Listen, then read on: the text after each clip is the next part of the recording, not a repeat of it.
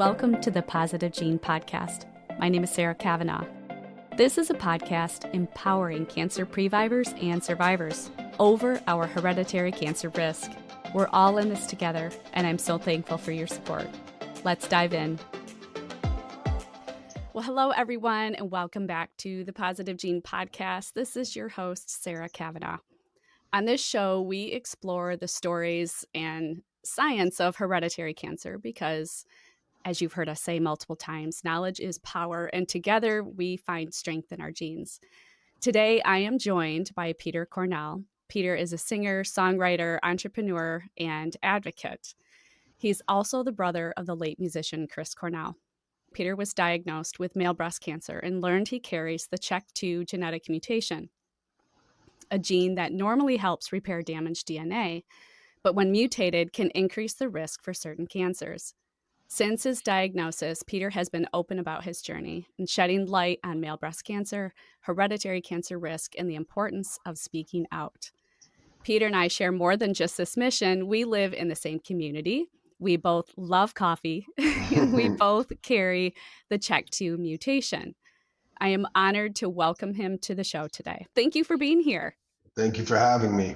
So let's open up with a bit about, your childhood. I mean, when we met before, we talked a bit about really what aspects of your life informed who you are today. So maybe you can share and just kind of kick us off with a pivotal memory from your childhood with your siblings or with Chris that shaped who you've become. I'm thinking about my bio and reading it before we started. One thing that jumps to mind is just how I became a songwriter. Where Chris is concerned, he had we were roommates for a while in the late 80s, and he had this little cupboard off the kitchen that we called his studio. It was a broom closet with a hot water heater in it, but he had set up a little 4-track device in there, and it's actually where I learned how to record and write songs, basically. Him as my mentor. And then later, after I accumulated a bunch of songs recording in that little cupboard, I was like, what do I do with these songs? And I remember where I was standing in my grandparents' kitchen when he said this. I remember it like it was yesterday. He said, well, start a band, you idiot.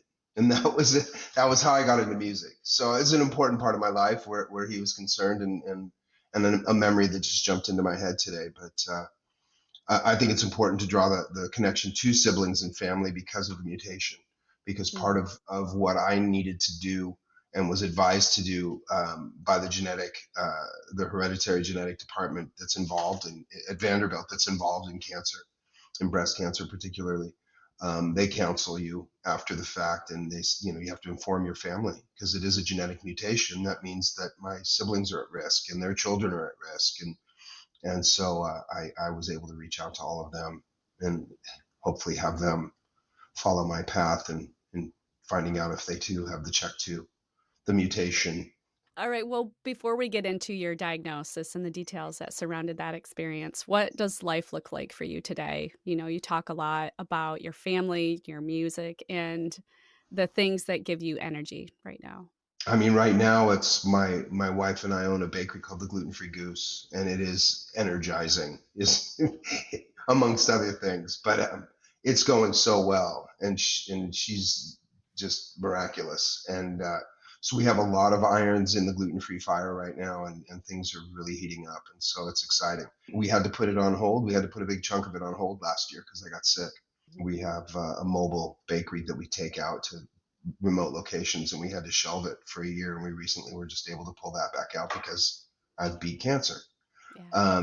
So things are great. My energy's great. My health is great. As I say, we got past it. No radiation, no chemo. They got it all because of the mutation. They're going to probably have to, they're not probably, we're going to do a right side mastectomy also, just because the percentages of it accumulating on the right side, creating a tumor, or the risk is about 40%, I think. Not, a lot of this, I knew nothing about it. I didn't know men could get breast cancer. So there's a lot about it I didn't know that I know now. Yeah. Well, and that's really part of why I wanted to bring you on the show, is to help enlighten, I think, my audience and maybe those who are newer to the show, or maybe a family member that would like to pass this on to men in their family who may be at risk as well. So Let's now shift to talking through about how you discovered your cancer. Take me through that journey, and then how you learned you had the CHEK2 mutation, and then we can talk a bit about kind of what your views Sure, are since your diagnosis. sure. I mean, I would, again, I'll segue back to my wife, my miracle. She found it. She found the tumor. I had had a shoulder replacement, complete shoulder replacement last July, and was recouping from that. So there was a lot of pain and awkwardness in that region. And I may have brushed the tumor once and just dismissed it as hey, that's a little weird feeling. Oh, it must have something to do with my shoulder recovery. And that was that. So flash forward to about 6 months into the shoulder recovery. I was working in the yard. I was doing something in the chicken coop, and I'd cut my hands up, and I came in, and I had a big swatch of blood on the front of my had a light colored t-shirt on, and dismissed it as having wiped my hand on my shirt. And I was back out, repeat performance the next day, and came back in, and I had the same blood on another different light colored shirt, but light colored nonetheless, and this big splash of blood on the front of my shirt. And I hadn't cut myself that day. And so I thought that was weird. And my wife saw it right about that moment. She saw it. And so she came over and lifted up my shirt and grabbed the tumor. She could see it. It was that big. And she grabbed it and she said, "Holy shit, you have a tumor." And found it and squeezed it. And I bled from my nipple. And that's where the blood was coming from. I didn't know that was possible. I mean, she had never encountered that, although she had gone to nursing school. I didn't know that was possible, but that blood accumulation was substantial. And I happened to be going to the doctor for something different the next day, and went into her office, and Amy came with me and lifted my shirt up, and my doctor, who's not my cancer doctor, but looked at it and said, "That's cancer." So within days, I belong to Vanderbilt Concierge, and within days I was in an oncologist's office, who I can't say enough about, Dr. Abramson. She's amazing. Um, and it was daunting for the initial, you do the mammogram and the ultrasound, and the radiologist takes a look. And to each technician, as they saw this bleeding nipple, it really, I saw faces going white over and over again. It was a serious business. So I got everybody's attention. It never bled again after that day, which is the weirdest thing, but it was enough. It really greased the wheels, and it excelled everything to the point where 3 weeks later, I was able to get in with my doctor, my surgeon, Dr. Mazoe, Ingrid Mazoe, and had my first mastectomy. And through the course of that process, then other tests are done, and that's when they discovered the mutation. Mm-hmm. Mm-hmm. Wow. And so it was the physician, was it the oncologist or the surgeon that had recommended the genetic testing? I mean, what prompted It them? it was the oncologist. It was my first meeting with her. She told me that would be part of the protocol, was that they would have to test all that, and then of course they take your lymph nodes out, and they have to check all that and make sure that it hasn't spread throughout your body. That's part of it too. But I took a test from a company called Tempus, which was through a blood draw, and they screen it for multiple mutations that can lead to other kinds of cancer. The CHEK2 is predominantly breast cancer in me. It's a mutation that's going to lead to breast cancer. Yes, it did. It can also have a prostate cancer can be an indicator that that's potential too. So so far, no problems with that. But I do have to expand my testing for Mm-hmm. prostate as well. Yeah. As well as now going forward, they'll want to do a more distinct testing for breast cancer as well. Mm-hmm. Until I remove the other one, and then I'm out of the woods. Yep. Since we last spoke, I wasn't aware you were going to do the right side. I think maybe at the time you Yeah. were still considering it, but No, it's going to happen. My oncologist recommended it. My surgeon wanted me to wait till I was 6 months healed on the mm, first one before we talked about it. But that 6 month mark is coming up Halloween. So I mm, see her. I see her in November, and I'd just as soon get it done yeah. sooner than later. Maybe that will be my Christmas holiday. We'll Yeah, see. there you go. Yeah, Some yeah, recovery time. yeah, Yeah. All right. That's good. Yeah. I mean, and you can have your family there. Yeah, yeah. that's great. Good. Instead of taking them on a nice vacation, they can watch me sit in a chair and rehab. You know. Yeah. Yeah. So now tell me, since you've only, I mean, really in the big scheme of things, this is a pretty short time to really digest everything that has Really happened. short. Yeah. But there's been a shift for you, I think, in several ways, and a couple you've alluded to. But what has shifted, I think, in terms of your health, your identity, right? And then maybe what the future holds for you. I mean, it is certainly, I've always been an advocate of, staying in shape and eating right. I mean, I don't eat as well as I should, but this certainly has dialed it in for me. I've been working out like a madman. I had, my shoulder had slowed me down a little bit on that, but since to recover from cancer, to beat cancer, I don't take that lightly. It's a terrifying diagnosis at any level. I had skin cancer a few years back, and it was the same thing. It's terrifying until you get it fixed, or until you're on the other side of it. It has its. I mean, cancer trumps all. It's the king. You can't. It's going to do what it's going to do, and you just kind of have to be lucky. I think. You do all the things you need to do, but at the end of the day, it could have been a lot worse. And as it was a very small piece of cancer that was in there. Mhm. But now I know, because of that, I know about the genetic mutations. So I have more tools in the tool chest to deal with, being aware of the right side, being aware that I'm at higher risk for prostate cancer, and being able to make sure I'm ahead of that. Um, Mhm. and it may sound corny, but it certainly does give you a new lease on life. The sun is brighter and the air smells better. And the food tastes better, and and I hug my family more. Mhm. And my wife, she just put on the armor and powered through it with me. Can't say enough. Yeah. Can't say enough about that. That's awesome. I mean, that support Yeah, system is really yeah, critical in this yeah. process. Yeah. Yeah.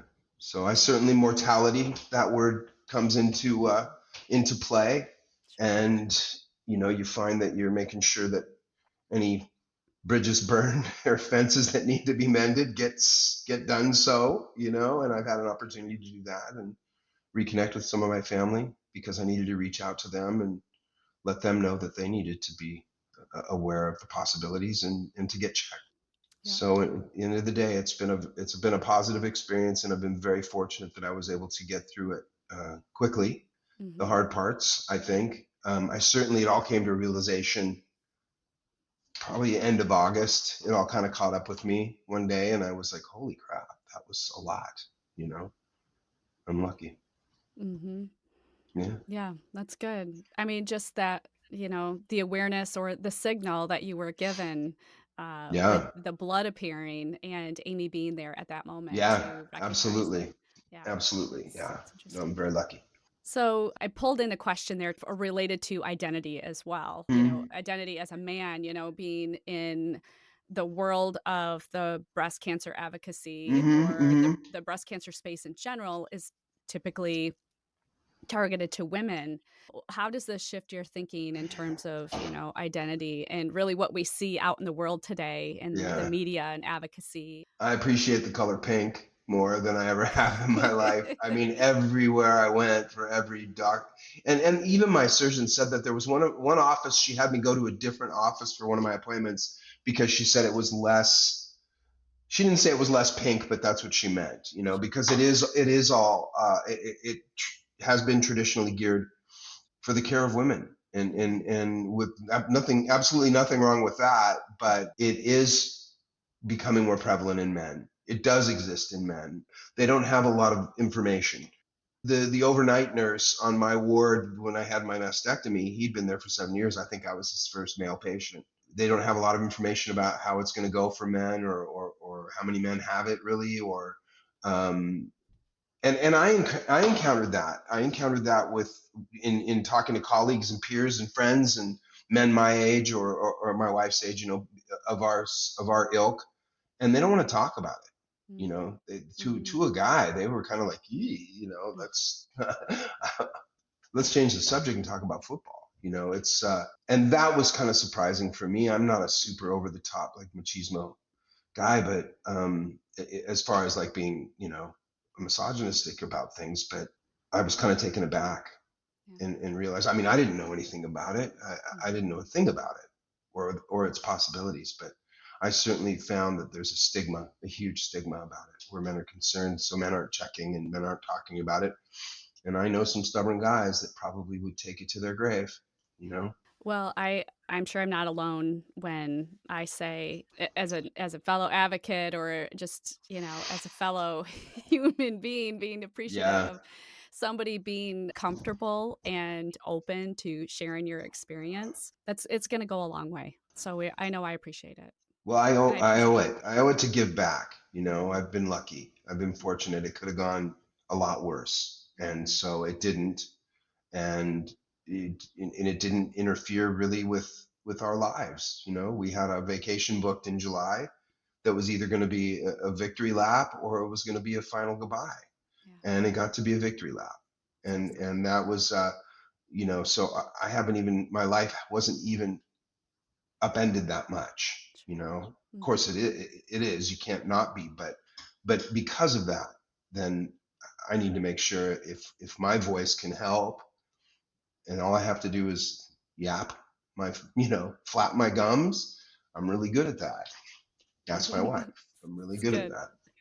Yeah, Well, I knew there was a reason why I asked to be on the show because I because like the sound of my own voice. Yeah, yeah, no. good reason. That's a good reason. No, it's good. Yeah. Alrighty. So obviously you have a very supportive family situation now. I think some of, and Pat, just based on our conversation, I think some of what informs that support that you have as a family is that you've dealt with loss in your life. And some of that loss is the person who was closest to you, and that was your brother, Chris, Mm-hmm. who Mm-hmm. died in 2017. So Mm-hmm.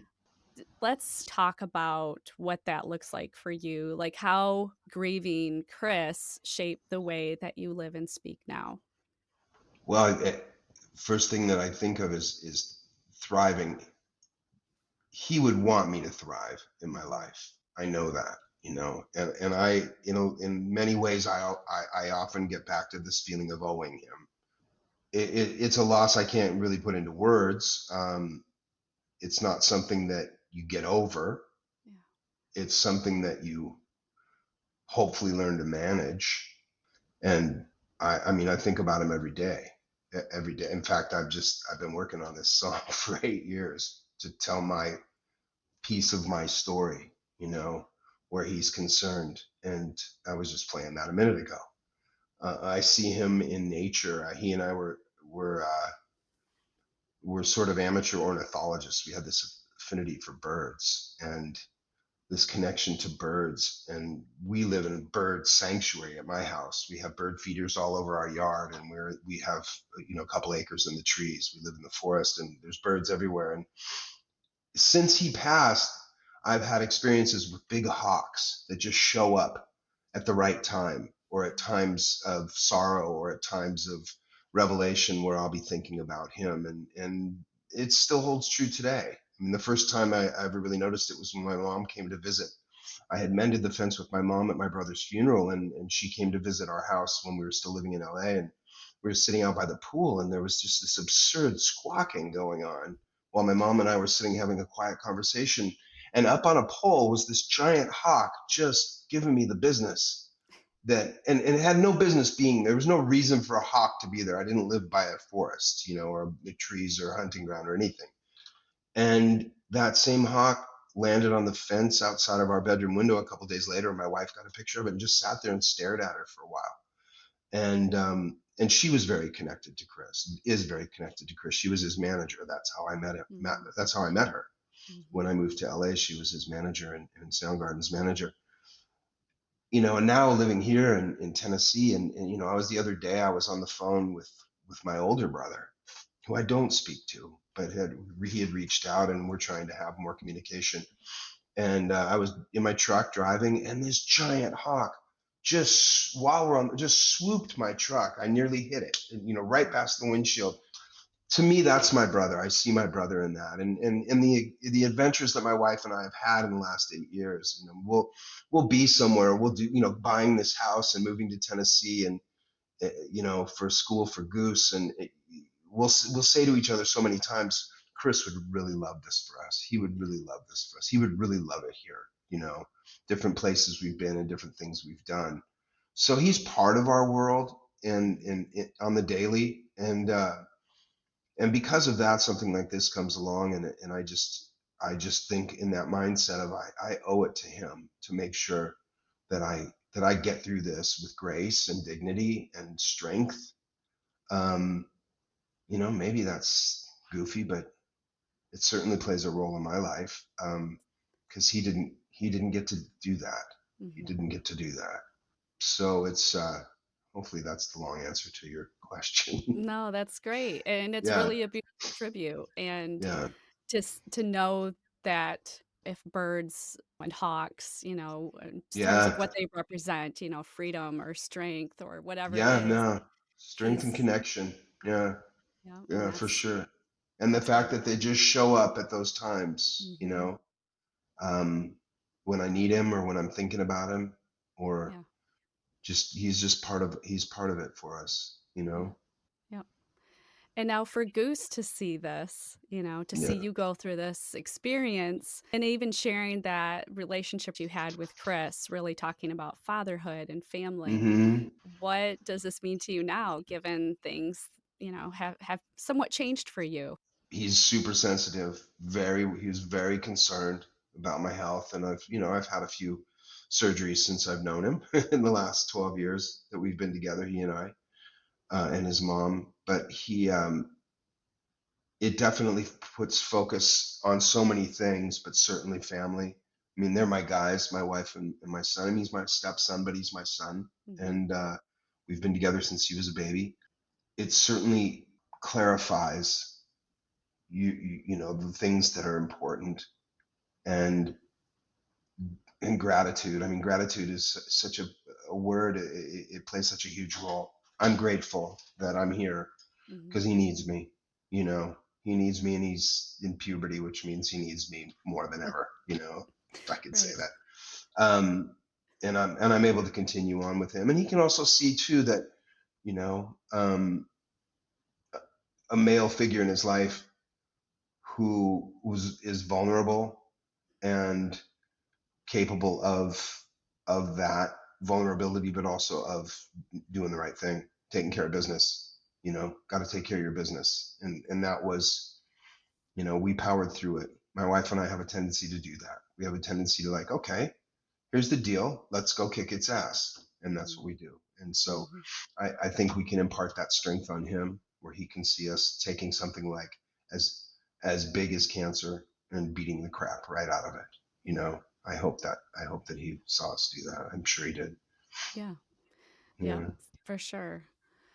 So let's talk about how you do power through that in a sense, like not necessarily just what's happened, in the last several Hmm. months, but what you use for, you mentioned, what's in your toolbox, right? You have certain things in there. And like you said, gratitude is one of them. Yeah. Your health, taking it seriously and sharing that knowledge with your family and, your stepson, right? So, Yeah.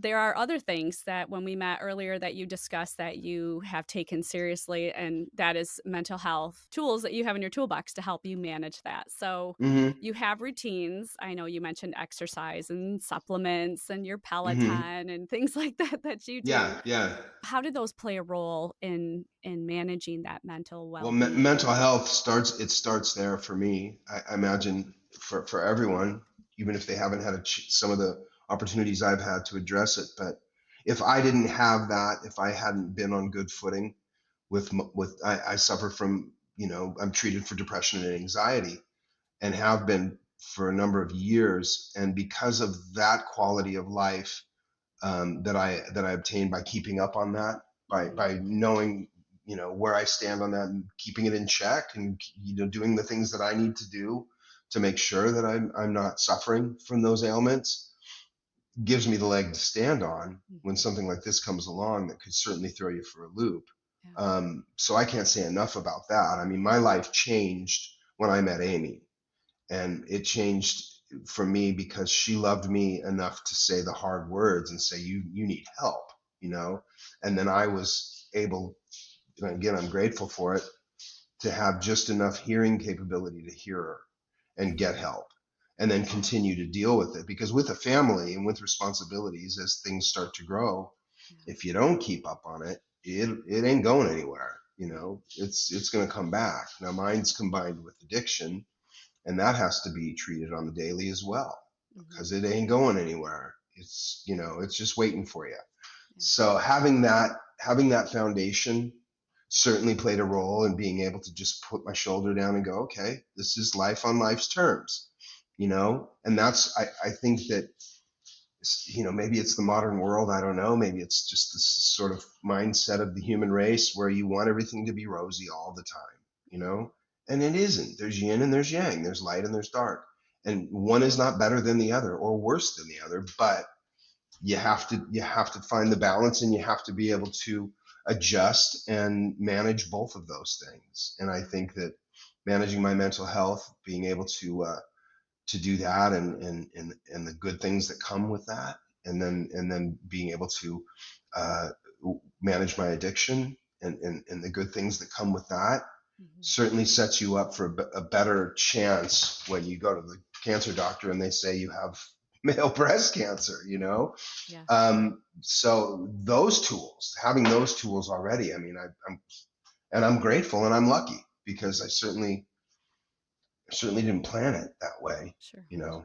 I'll be all squared away before I get cancer. It's Yeah. just, Yeah. I Of was course. lucky. Yeah.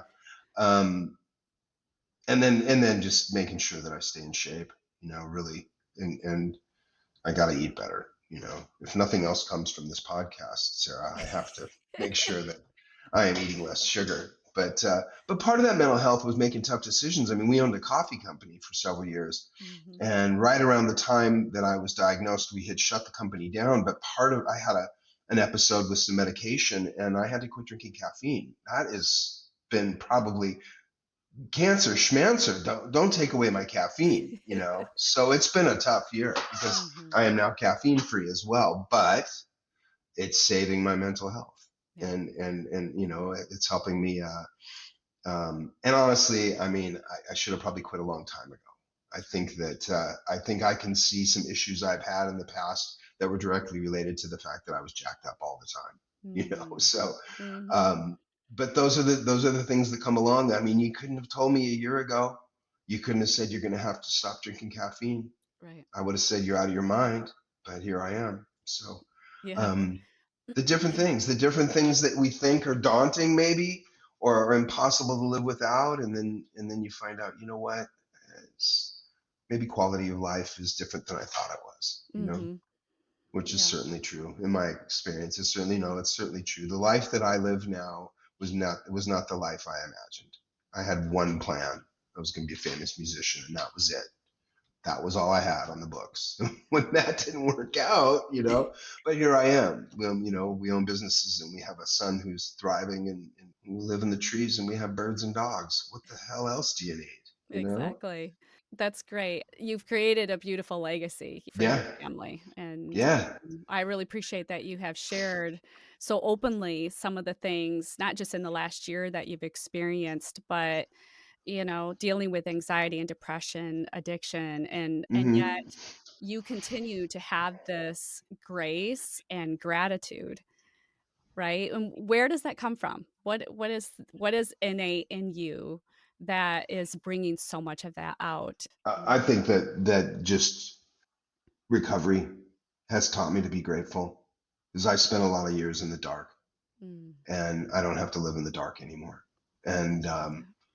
that's when the lights come on. If you get an opportunity for your own lights to come on, it's you better be grateful, and you better not forget, Mhm. because, like I say, it's out there waiting. It ain't going anywhere. It Mhm. wants me to come back. So you make a pros and cons list. There's a lot more cons in my list that say I probably shouldn't be here, sitting here Mhm. talking with you today, and yet here I am. So boy, if I can't be grateful for that, then you know what am I going to be grateful for? If that makes sense. Well, now tell me why you have decided to share it publicly. Like, I found out about it through social media because I hadn't seen Hmm. you a while at the coffee shop Yeah. to get my Americano, and Yeah.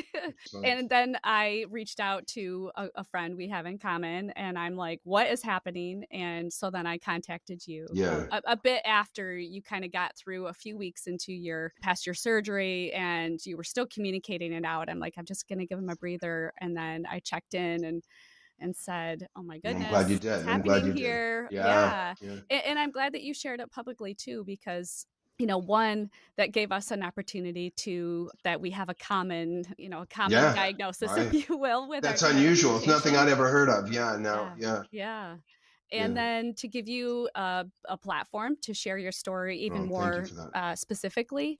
Yeah. And then it also enabled us to get you connected with Force. And for those that are newer to the show or aren't aware, Force is Facing Our Risk of Cancer Empowered, which is a Yes. national nonprofit for those facing hereditary cancer. So, we've made that connection as well. So, talk to me about going public with your story and what you hope to, get out of that experience. Well, I learned not to draw everything back to my brother, but I Mhm. learned when my brother passed that I have enough of a social media presence because of being a musician and having a famous sibling, I guess. When he passed, I found that there was something that I could do to give back because I found such a stigma in the world about suicide and I knew nothing about it. I had no idea anything about it. Just like everyone else, it was just something, who wants to talk about it? Yeah. And I found that through my experience, I could give something back to, in the beginning, specifically the community of his fans who reached out by the thousands Yeah. to someone that they don't even know, myself, my family, my brother's family. And it just dawned on me that the grief that existed, that those people's grief was legitimate as mine was, that my brother belonged to the world. And I was able to do a couple of things and reach back through social media into the universe and just acknowledge that everyone's grief was as legitimate as mine was, and Mhm. that I was so sorry for their loss to them. That helped me. That helped me in the sense that I found that I could be of service on a bigger scale. And so when I was diagnosed with cancer, it was my first inclination was to reach out through social media and say, I have this. I didn't know it was possible for me to get this. So far, I've found a stigma attached to this, just Mhm. like I did find that same kind of stigma attached to suicide. Yeah. And I'm hoping that by discussing that stigma and saying, look, I'm a man, you know, with cancer, with breast cancer, that hopefully I can enlighten or broaden someone's view or inform. But I just feel because I do have a platform for it, it'd kind of be wrong to not use that platform. It's I kid that I love the sound of my own voice, but it's not always about that. Mhm. If this was an opportunity, and honest to God, give credit where credit's due. My wife, Amy is gets to the party a lot sooner than I do, always, and she said something early on about that. Well, you should go on social and you should share some of this because you're finding these stigmas and you're finding a lack of information out there in regards to this. And then you came along and I was like, okay, well, that's a way to even take it further, you Yeah. know? Yep. If, For sure. yeah. It's my duty Yeah. to be of That's service. that's good. That's good. So for the men that are listening or for the family members that may be dealing with a potential risk in their family, like what do you hope men hear when they listen to your story? That they got to check themselves. You got to do that check that women do when they're in the shower and they're feeling their own tissue. You got to do that. It's probably that simple gesture probably freaks me out as much as anything. Yeah. And the man part of me, Mhm. it's what it's girl stuff. We don't have to worry about it. We don't have babies. Why would we worry about our breast tissue? But I think that's by not, trying not to get up on a soapbox about it. But yeah, I think that's probably first. Mhm. And then if you do find something, it's not a peck, it's not it's not a muscular issue, it's breast tissue, and you've got a tumor, which means you have breast cancer, just like any other human, male or female, that has it. And it's okay. Go deal with it. It's okay. And so what? You know what? First thing I did was I went out and bought pink shoes. I watch the NFL. The NFL is the pinkest thing on the planet for the month of October. And I think that is amazing. And in fact, I'm hoping that I get involved in something during football season in October this year. I would love to stand at center, on the 50-yard line at Titan Stadium and say, I survived. Look at me. I'm a guy and I survived. I would love to do that. So instead of being chagrined that it's been a predominantly female issue for centuries, why not say, hey, maybe I can help somebody else get saved. Okay, so that is one thing absolutely that I would love to see happen with your story. Mm-hmm. This is just one means of you getting Mm-hmm. the information out there, right? One of the questions that I had was like your pre-diagnosis self. You shared a bit about what you didn't know going into obviously check 2, but much less male breast cancer. But what would you Mm-hmm. tell your pre-diagnosis self? Anything that you would want him to know or feel? Oh man. I dismissed what I felt on my chest, and I didn't want to believe it was anything other than part of rehabbing my shoulder. Sure. What is that born out of? Why was that where I would go, as opposed to going, what is this on my chest? What is this on my behind my nipple? It was so quick for me, and so I'm certainly that kind of a man. Up to that point where I didn't want to think that could possibly be cancerous Mhm. tumor on my male breast. Mhm. Um, there has to be it's again, I get back to the stigma there. That stigma has to be removed. It doesn't matter where the lump is on your body. If you've got a lump on your body, get proactive, man. Don't wait to get lucky. I got lucky that I bled from my nipple, Yeah. because then my wife saw it. And what if I hadn't? What if I hadn't and bled from my nipple? And what if she hadn't seen it? Because it was growing fast. Mm. And I might not have addressed it until it wasn't a little bit of cancer in that tumor, where it was a lot of cancer in that tumor, where it was a lot of cancer that had migrated into my lymph nodes and now was in my liver or my bones or my pancreas. And you've got a lot less chance of doing what I just did if it spreads. Mhm. And I would say there has to be, I don't know, an awareness that I didn't have, you know? I'm sure a lot of folks who are survivors and have that reflection point throughout Yeah. their journey. And I think you sharing and reflecting on that is Mm-hmm. huge. So for those that are maybe learning that they have a genetic risk, like a check two, Mm-hmm. Mm-hmm. or other just predisposition, and they're not really sure where to start, what advice would you have for them? I mean, you gave some advice just now, like, hey, react, do something, don't Yeah. wait. But Yeah. what advice would you give someone who's just learning they have a genetic risk? Well, if they're learning they have a genetic risk, they already took the test. But I would Mhm. say, if you find a tumor, take the genetic test for Mhm. sure. Because there was relief for me when I got the results back and I found out why I had cancer Yeah. and where it came from and what that meant for future cancers. And it helps me be able to target the two specific regions, my right breast, which I can remove all of the risk, and then to update and upgrade how I'm checked for prostate cancer. because that's a risk for me too. And then go a step further and make sure that everybody that's got my blood in their body knows about it. My family, my sisters, my mom, my nieces and nephews. Make sure that everybody knows that they've got to. And then I just had this conversation with my older brother because he is not a go to the doctor guy, and trying to explain to him the test and getting it taken and what to do. I've gone through all these steps in the last week because we just had this conversation. And then once you get that information, follow the roadmap that they lay out for you. And again, my first reaction was relief. Thank God I know why I have this, not what's the mystery.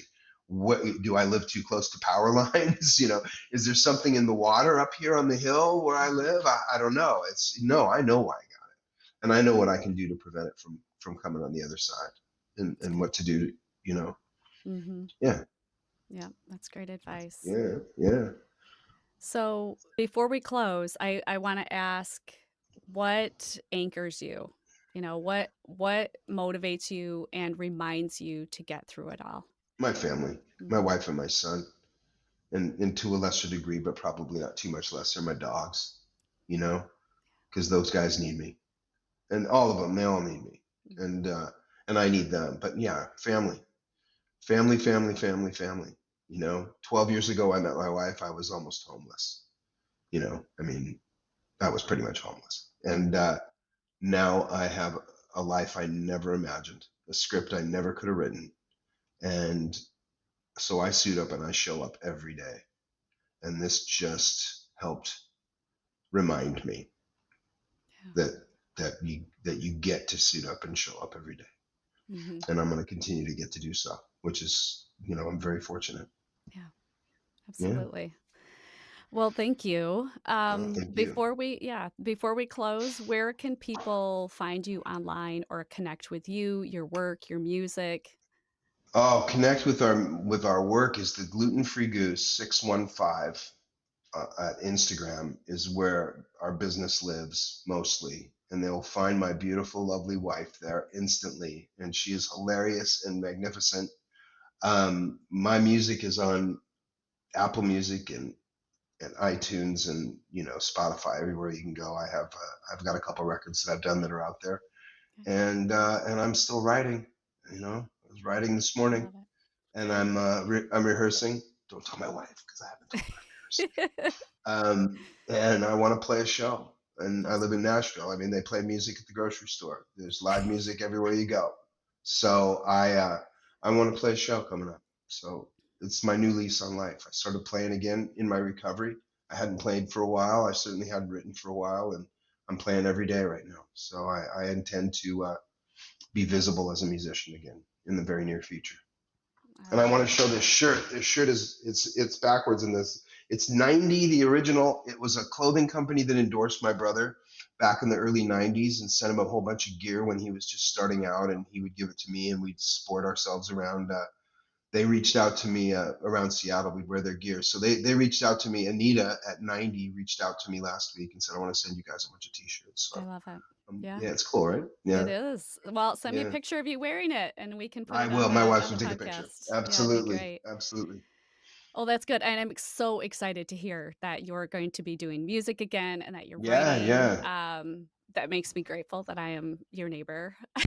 Cool. Yeah, I'm going to do it somewhere. I don't know. I mean, I've got connections all over the place. I mean, I'd love to do that again. And it was something I realized through the course of, thinking I might die. It was like, holy crap, I'm a musician and I need to be making music. Mm-hmm.